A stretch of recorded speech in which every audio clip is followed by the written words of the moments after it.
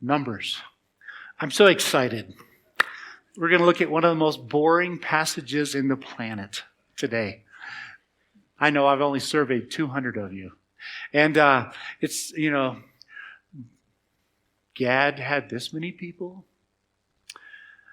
And Manasseh had this many people. And, a whole lot of numbers, right? So Jude heard that I kind of threw her under the bus last week. Thanks very much for tattling on me. So the title, It's All in the Math. I always give an academic title, and she always has the same response. So she sent me a text, because I was somewhere else in the country. She sends me a text, and she goes, how about something fun, like it's all in the math? Well, it is all about the math, okay? And we start off numbers with math, with numbers. And when we get done today, if I've done my job, then you're going to see that there's something buried down inside there, because as we peel back some of these numbers, we're going to see something about God's heart that is revealed. This is a very important chapter, okay? Remember what the Hebrew title is? What's that? Say it again. In the desert. Yeah, Numbers is the English title. And so that's why it chases people away. People might be more interested if they read the Hebrew title, In the Desert, if we called it that. So it's time now. We're 1 year away from, a little over a year away from the Exodus. So we covered that last week. So they're sitting there, they've been listening, learning about God. They learned about the tabernacle. They've got it all built now. Okay? They're getting ready they're going to use it. That they don't quite know how to use it. They've learned about Leviticus, which is the holiness codes. We've studied that. And what does it mean to serve this God that we've come to know? How are we what are we supposed to do? What do we look like as a people? How do we move? And so we're now 20 days away from going to the promised land. 20 days. We've sat there for 12, 13 months learning. I want you to just sense the excitement. It's almost time.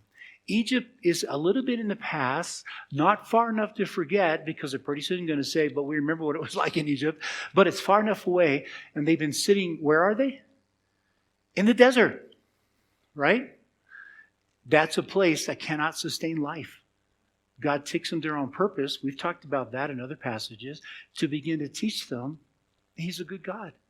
Dependency. They can trust Him. So they're sitting in the desert, and they're chomping at the bit. They're ready to go. It's time to go to the promised land. We're 20 days away now, according to Numbers chapter 10. You'll see that in a little bit. 20 days away. What do we have left to do? Well, we have to count everybody. Really? Why is that important? Whenever you see a census or a genealogy in Scripture, I know what it's like, because I'm just like you. Read it as fast as I can to get to the good parts, right? But when you take the time to slow down and you begin to really take a peek at why God put that in there, you start learning something that you wouldn't see in other parts of the story. Let me remind you, the Pentateuch, Genesis, Exodus, Leviticus, Numbers, Deuteronomy, okay? Those books are the foundational books to everything we believe today. Everything. I've argued that in front of you, Leviticus, back in 2021. I argued it last year in Exodus, and now we're going to argue it in Numbers. And if I live long enough, we may get to Deuteronomy. Who knows? Okay, I may retire by then. Who knows? It could take forever to get through Numbers. So I wish you could look and see in here the deeper things that I don't have time to cover in a half hour. It's remarkable what happens.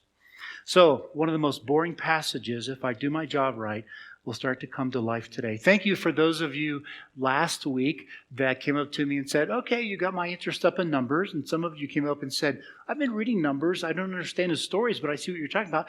And some of you came up and go,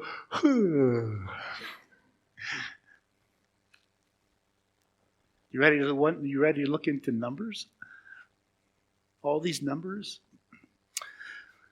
Okay. Chapter 1, verse 1. The Lord spoke to Moses in the tent of meeting. Okay, stop. They just put that together at the end of Exodus. In the last year, they've assembled it. They've collected all the material, all of the stuff that they came out of Egypt with.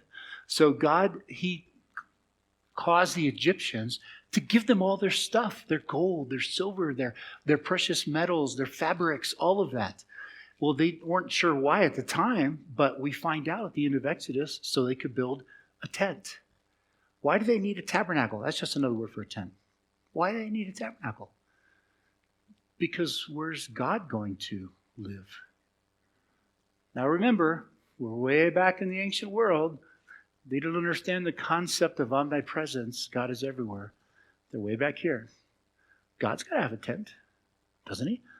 So he creates a tent. It's called the tabernacle, the tent of meeting, the tent of his presence. There's so many words for it. That's going to be his tent. Okay? And that tent carries with them all the way through their history. It eventually becomes the temple in Jerusalem, but it's still the center of the nation. So guess what John says? God became flesh. You know the rest of it? Dwelt among us. That's the verb for the word tent. He tabernacled. He tented amongst us. John chapter 1. Except under the new covenant, we now understand he's with us. So Revelation says in each of the churches, Jesus is standing right there. Jesus is right here. Have a seat. He's having a seat. Worshiping with us, watching us, proud of us. But they didn't understand that back then. So he says, he spoke to Moses at the tent of meeting in the desert. He wants to remind you, in the desert, there's a Hebrew title, in the desert at Sinai, a very harsh place. Couldn't sustain life. Scorpions, snakes, no water, no food, none of that. And he took them there on purpose so that they would begin to learn that they could trust him. So I've said many times, if you've ever been in the desert or you are in the desert, this book is for you. It's very much related to life and the things we're going to learn here tell us much about who God is. And we're now 20 days from leaving, and they've heard the stories about the promised land. They're excited about it. We get to go to the promised land. Yeah, a land flowing with milk and honey. The grapes are so big and they're so sweet and all these things. The houses are already built. You just have to go inhabit it. We can't wait to go. So the next thing he does, take a census. Verse 2. I love it. He didn't say let's go. That's a sermon title, by the way. Let's go. It's time to go. But you got to do some things first. So he takes a census. Verse 2. Take a census of the whole Israelite community by their clans and families, listing every man by name, one by one. You and Aaron are to count according to their divisions all the men in Israel who are 20 years old or more and able to serve in the army. Okay, pause. Who led us in worship this morning? Was it men 20 years old and up? No, it was your kids and grandkids. That's who. Wasn't that great what they did? Yeah, exactly.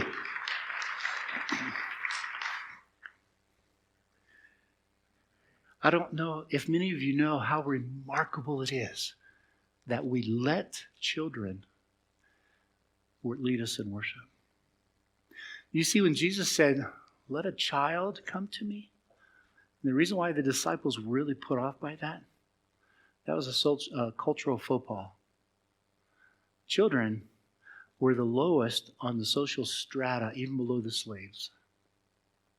Even the adoption procedures back then, I don't think we have a single record of them adopting children. We have thousands of records of adopting adults, but not children. Why? Because children could dishonor your family name if they grew up to be like some of my kids and some of your kids. Okay, but they would dishonor the family name going forward and looking back. And so they never adopted children because they simply didn't know what their character would be like until they were adults. So this is fitting right into culture, the cultural pattern right here. Children weren't that important. Okay? Just a little tiny glimpse of what God has to redeem. When you read all of these stories, you begin to get a glimpse of what God has to redeem. It's so fascinating to me. I said this, and some of you commented on it. Somebody listened. A few of you did. So, okay, when you read the Old Testament, we walk away with the picture that God is like mean and God is blah, blah, blah. God is harsh and all that language. What happens if you reverse it? What happens if you say,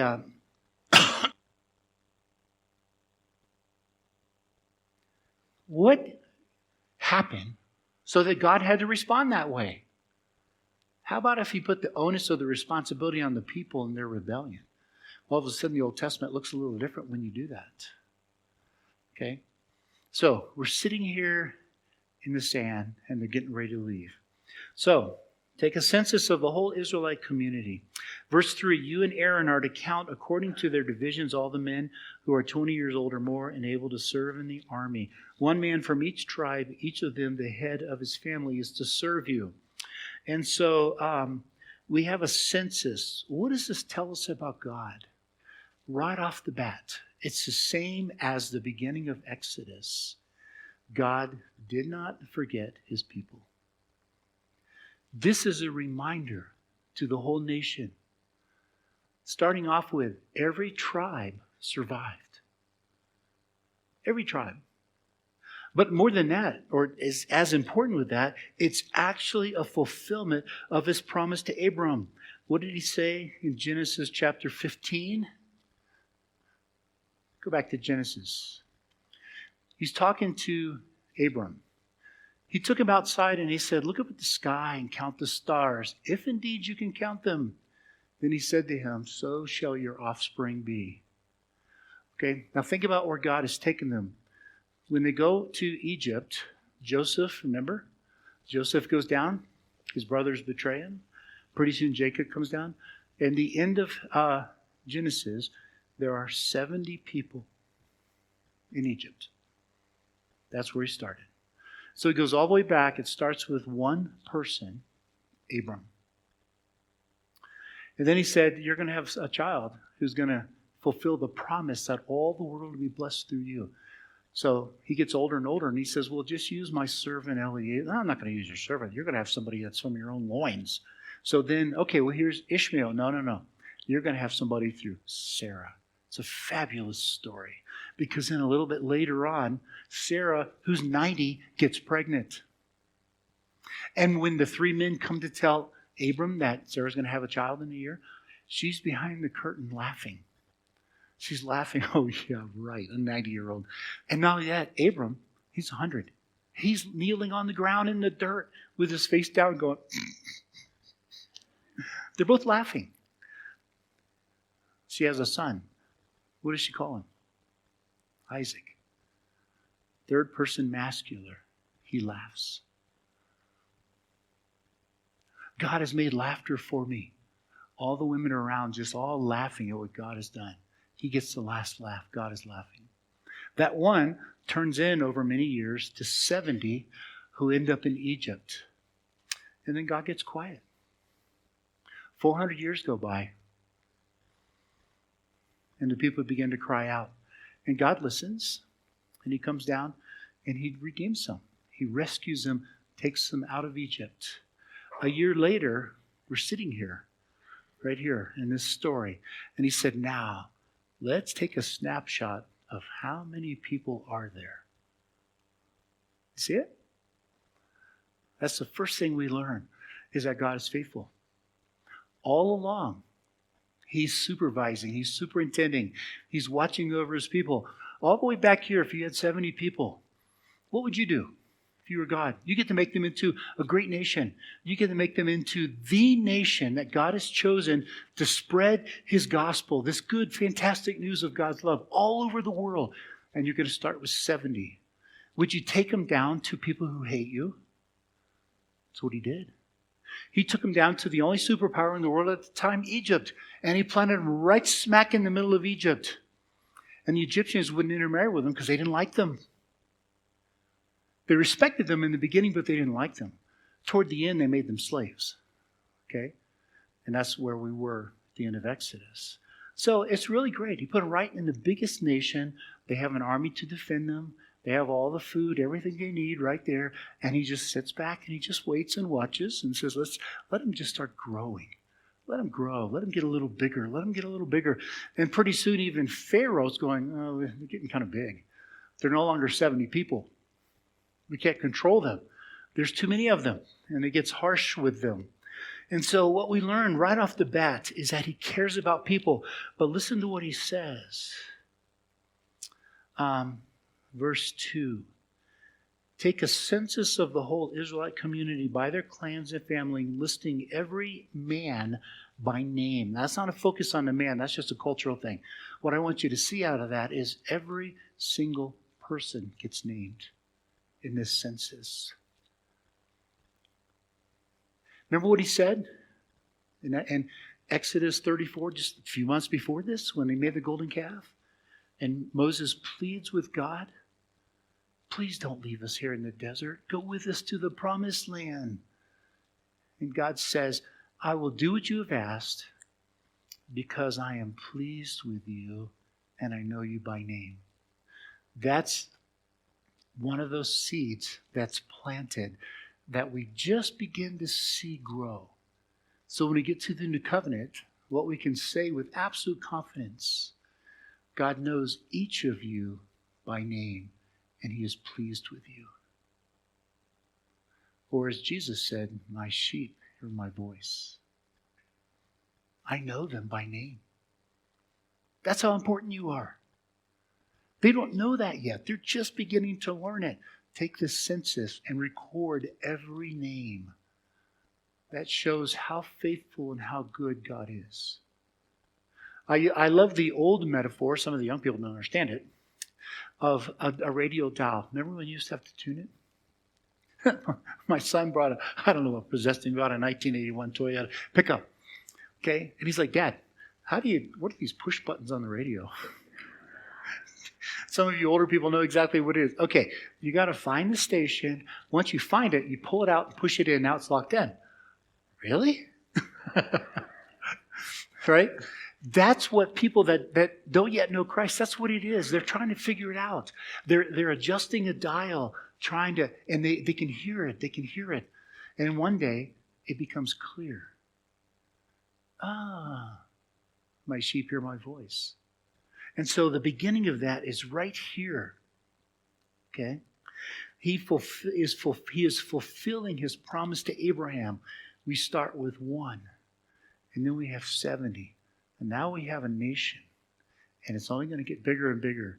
And his design for this nation is that they would spread out, which you'll see in just a minute. You see, it reveals his care. But there's a problem with numbers. Okay? Let me first do this. He lists a bunch of names in chapter 5. They won't be up here. But these names give us a little bit of history of their faith. They didn't know God's name, Yahweh. He hadn't told them that yet. Remember back in Exodus 3, God said, I haven't revealed my name except to you. You're the first one, Moses. So all they had were descriptions. It was common in the ancient world to name your children after your gods. Okay, so they fit in there somewhere, Baal Merodach kind of thing. And so the name will be in there. And so they didn't have God's name, but they had a lot of things that they knew about him. For example, in verse 6, you have Zerah Shaddai. El Shaddai? Shaddai, Almighty. They captured it in one of the men's names, one of their sons. And then you have Nethanel, verse 8, Elohim. It's a shortened form of Elohim. Then you have in verse, let's see here, in verse 10, Amihud. Ami is the Hebrew word for my people. These are the early things that God had told the patriarchs about who he was. So they started naming their kids after that. Okay, then you have Eliab, verse 9, Ab, father. So they started putting these character qualities of this God that they had heard about in the names of their children. And you begin to see it in verse 12. You have Ami Shaddai, Ami, my people, Shaddai, Almighty. So you begin to see, after this, they begin to put God's name into their names. Yahweh, Jeremiah, the shortened form of Yahweh. Okay? And so you can see that their history, they knew some things about God because they're putting these titles in their kids' names. So these names, if these are the ones going to help them do the count, these are important because they had some level of faith. Who is this God? When he's going to rescue us, he's here. He's right here. We get to participate in it. So this reveals his care. But now we have a problem. I'm not going to read to you all the census. You can read it. They all follow the same pattern. But when you get to the very end, okay, to the very end of the story, in verse 46, the total number was 550 fighting men, aged 20 and up. There's a whole plethora of problems with that number. I don't know of a single scholar that believes that's an accurate number. The problem is not that. The problem is, what do you do with it? Okay? So, the total number of firstborn males in chapter 3 is 22,273 from 1 month old and up. If you take the 605,000, that means you had over 30 men per family. When you factor in the girls, you had probably 50 to 70 kids. We don't have a record of any nation having that, including this one. That's one problem. Another problem is that when you follow the course through the desert, there's a whole lot of places that would never hold that many people. If that's just the fighting men, that means there's 2.5 to 5 million people. What do you do about Jericho? If they had 600,000 fighting men, why were they afraid of Jericho? Jericho's only about 6 acres big. That's the size of our lot in the park. Why would they worry about that? Okay, or in Deuteronomy 1, he says to them, in Deuteronomy, I took you in to the land where there's 7 nations bigger and more stronger than you. And stronger, let's get the grammar right. Bigger and stronger than you. And then in verse 7, he says, I didn't choose you because you were the biggest. You were the smallest nation on the planet. If they had 600,000 fighting men, they're bigger than every one of those nations. We have enough info from now to know that. So what do you do with it? Well, there's a lot of ways that scholars have approached this problem. We're all pretty much in agreement the number doesn't make sense. So some people have taken a text critical route. There's a problem. The original text is corrupted. We don't know what it meant. Some people have said through text criticism that everywhere it says thousand, that actually originally word meant something different, maybe a unit or a unit of an army or something like that. In other words, everybody's wrestling with it. What about we take an ancient practice called hyperbole? We now know that the ancient kings used to blow up the numbers in their records so that they could show they're bigger than you. I'm bigger than you. You have 30,000. I have 50,000. So what if we bury this idea into the theology of the book? Moses does something that they would have understood. We see it later on. Saul has killed his thousands. David his 10,000s. Did David kill 10,000 Philistines? No, he didn't. What is he saying by that? He's using something that they understood very well. There's many places in the Bible where they do this. That's how much glory David had compared to Saul. And Saul tried to kill him. He got the message. Why did they give glory to David for 10,000? They understood it. So what happens if you follow that pattern and you reduce it by 10, you're down to 60,000 men. This aligns with the total of all the firstborns of 22,000. So they left. They were the smallest of all the nations. That's the point. And the point Moses is saying here to the people, by the way, in one of the churches I was at, it was a denominational church. I always used to laugh because they always had to report their numbers to the hierarchy in the denomination. So the senior pastor didn't believe that the ushers could count. So whatever the number was, he just increased it by 10 to 15%. And that's what he reported to the... Okay, I wasn't senior pastor. I just used to laugh at that. Makes you look bigger than you are. What if what Moses is saying is, with God, this is how big we are? With God, we are bigger than every other nation, even though we're the smallest.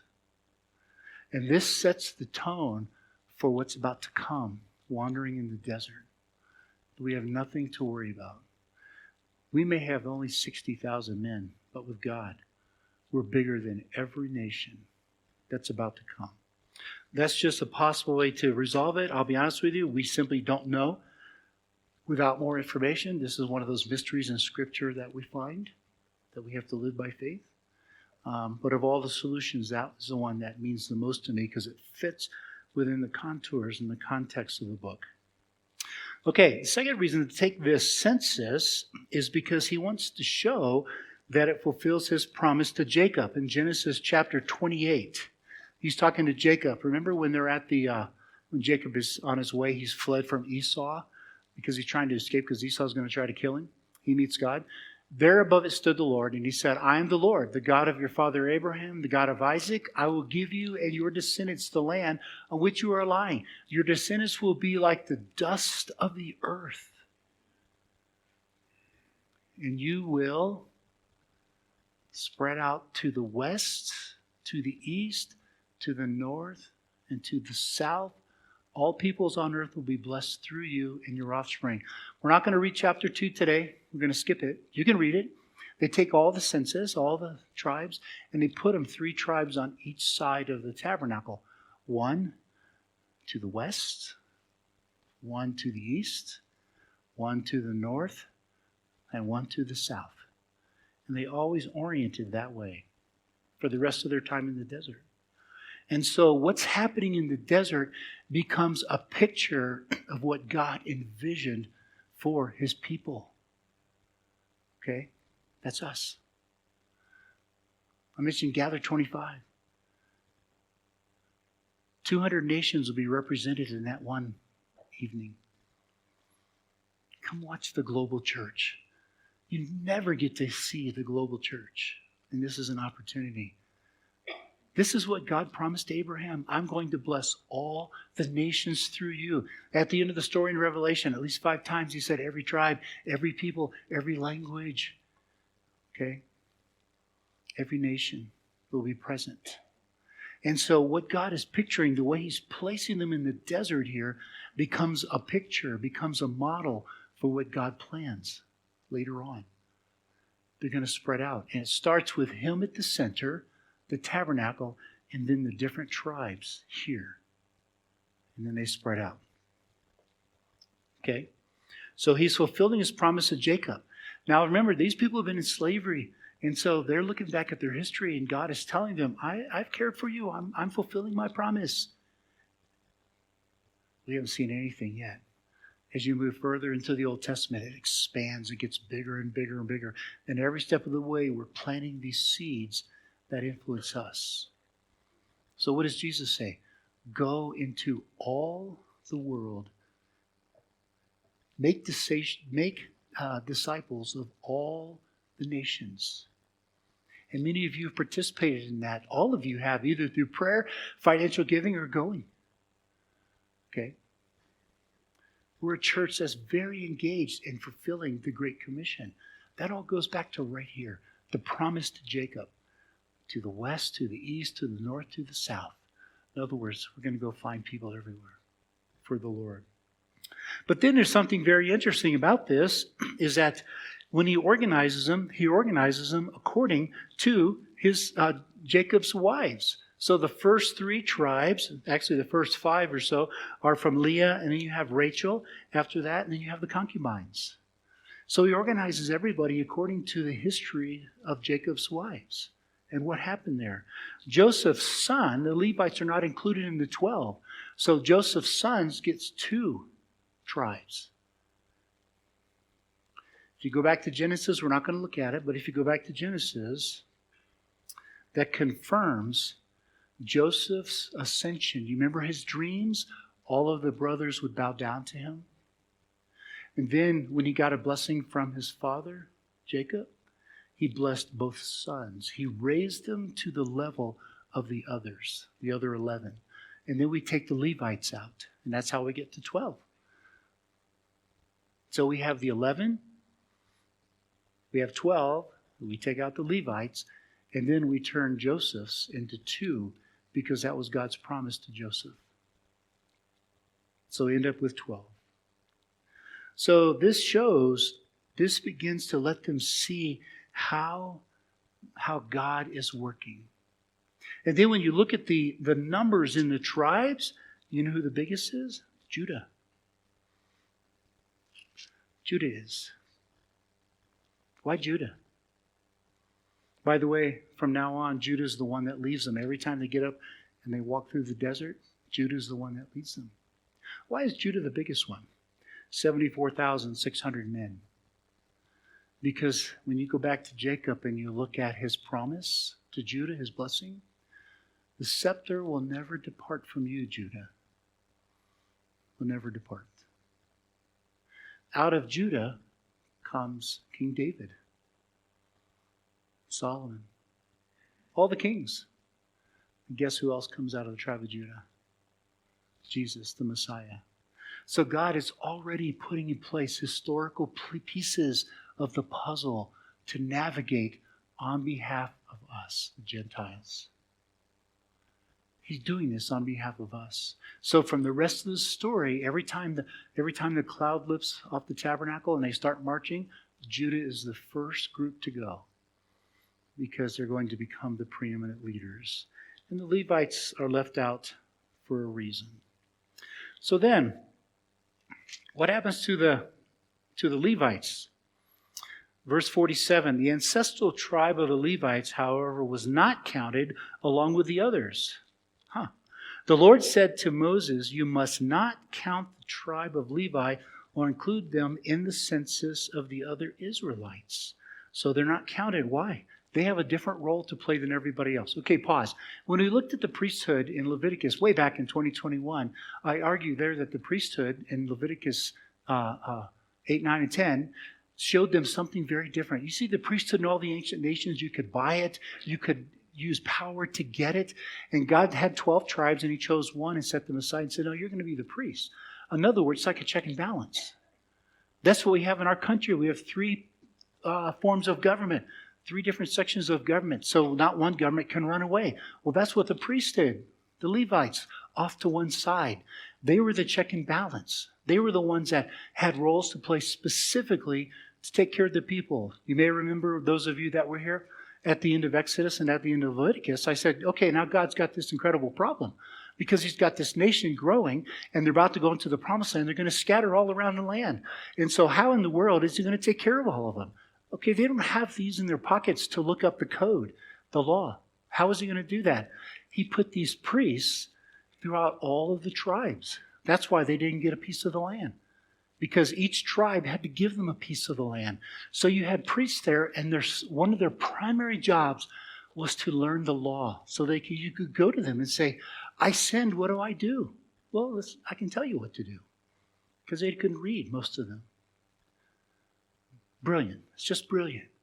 So the Levites were pulled out because they have a different role to play. In verse 50,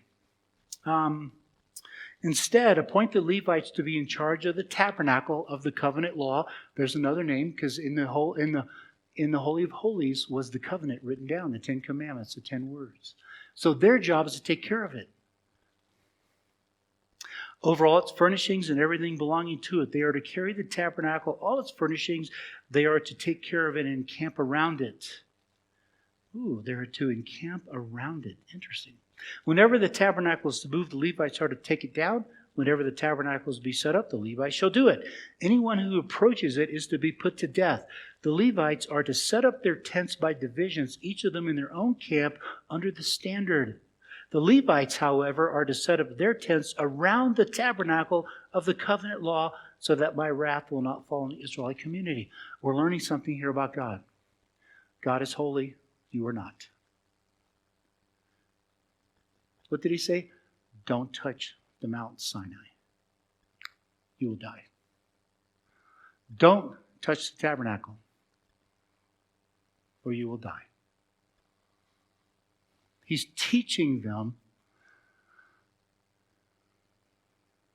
that it requires holiness to enter into his presence.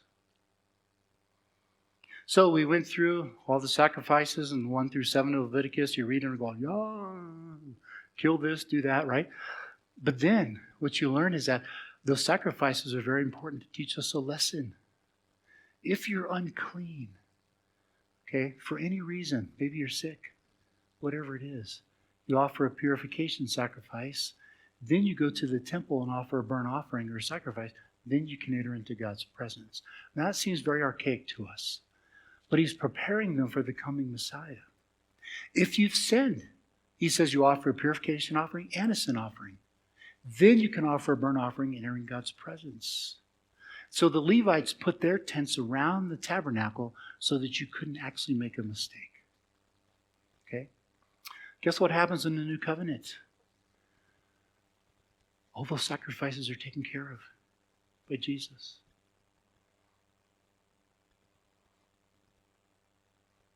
And this is where it's first laid down, these principles.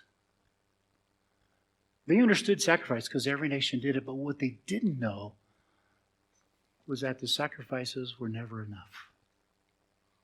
And you don't need a sacrifice because you have one, Jesus.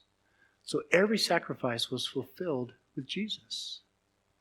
So I asked in the classroom, how holy do you have to be to enter God's presence? 100%? Do you feel like you're 100% holy? Then you can't get into God's presence. That's what the sacrifices were designed to teach them. That's how much holiness it takes. It's not my standard, it's God's standard. So how do you become 100% holy? You'll never earn it. You'll never be good enough. So Hebrews argues that Jesus became our high priest. He lived life just like us, Hebrews 4. Tempted in every way, yet without sin. That's what qualified him to be our high priest. So, Hebrews 10:10, based on the sacrifice of Jesus and the will of the Father, you have been declared holy for eternity.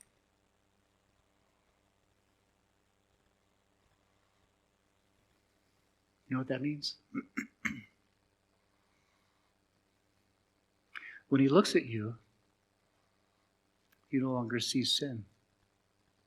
That's all wiped out. What he sees is stupidity. That's all it is in our lives. There's no judgment. That was already dealt with. I picture it this way. Here's God. Here's Jesus. He goes, look at Howard. He's going to do it. Now we got to help him. Because he looks at you, he doesn't see sin anymore. Because of what Christ said, you've been declared holy for all of eternity, Hebrews 10:10. That was his gift to you because he loves you. And it all starts right here. They care for the tabernacle and they serve as a buffer for all the people that didn't know. This is what priesthood is all about. We're priests today, Peter says. Right? And one of our functions is to guide people and say, let me go with you into God's presence. When we say, lead somebody to Christ or whatever, that's what the language is all about. That's what we do. Let me walk with you, my friend. Let me help you. Let me tell you about this God that I love. You'll find him one day. Keep trying to adjust the dial. You'll hear his voice one day. Stay on the journey. And this all originates right here in 1500 BC. That's what priests do. We help people enter into God's presence. This is about the census. This is the beginning. They're 20 days away from going to the promised land. The very last verse, and you hear it several times. The Israelites did just as the Lord commanded Moses. 3 times it says that. Just like in Exodus. All that the Lord has said, we will do. And in Numbers, all that the Lord commanded, they did. Starts off really well. Because they're excited. They see God's fingerprints. They see his handiwork because of the census. If they didn't have that, they wouldn't realize the rich history that they came from. 1 to 70 to many thousand people. It's God fulfilling his promise. I don't know how many Christians there are in the world, but as you look up the data, it's like 2.2 billion in the world. That's a long ways from 70. And that's what God promised to Abraham. I'm going to bless the entire world through you. Your descendants will be like the sand on the seashore, stars in the sky. Can you count them? That's us, my friends. That's us. Father, thank you for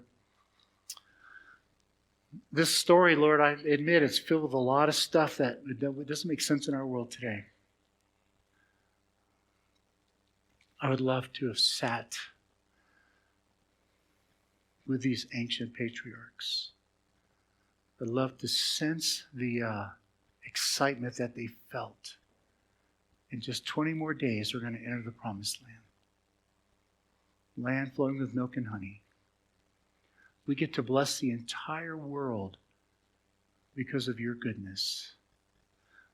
Father, today I pray for us as a church in our nation that you would continue to protect us. Give wisdom to our leaders, Lord. I don't care which party they are. Give wisdom to them so that they can help us as a nation to bring honor to your name, to become a blessing to the world. Just give them wisdom because they need it. Thank you, Father, for our church right here. We get to be a blessing too. Thank you for all those names that we don't know those people. One day we'll meet them. We don't know them, but they did. They did. They were their aunts and their grandfathers and their cousins, and they knew them. But most importantly, you use that to show them how great and how faithful you are and how kind and generous. In your Son's name, Jesus, our high priest, who has given us the gift of holiness, we pray. Amen.